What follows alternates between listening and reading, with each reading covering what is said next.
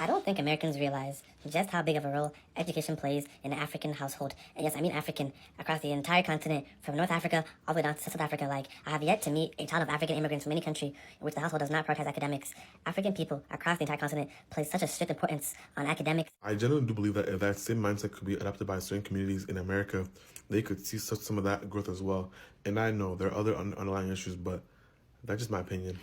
Any honest conversation about education and achievement must begin with history, not backhanded comparisons online. For Black Americans, education has never been something optional. It's not new to us and it's not borrowed from others. Education is a core part of Black American culture, deeply tied to survival, freedom, and long-term success in the United States. From the earliest days of slavery, education held an immense value for Black Americans. Enslaved people were legally forbidden to read and write because those in power understood that education created independence, critical thinking, and resistance. Despite this, Black Americans educated themselves anyway. They were secretly teaching one another, sharing knowledge quietly, and risking severe punishment or death just to learn. People do not risk their lives for something that is not culturally important to them. The pursuit of education during slavery shows that learning was already central to Black American values. And after emancipation, this commitment to education did not slow down. It only expanded. Newly freed Black Americans immediately began building schools for their children. These schools were often funded and supported by Black churches, families, and community groups who had very limited resources, but a strong belief in education as a pathway forward. This effort led to the creation of historically Black colleges and universities, also known as HBCUs. HBCUs were not created because Black Americans rejected education. They were created because Black Americans were excluded from white institutions. These schools became essential centers of learning and leadership. Despite chronic underfunding and discrimination, HBCUs have produced generations of Black professionals, doctors, lawyers, teachers, engineers, scientists, and public servants. Black Americans were earning advanced degrees within decades of slavery ending, while segregation and racial violence were still enforced by law.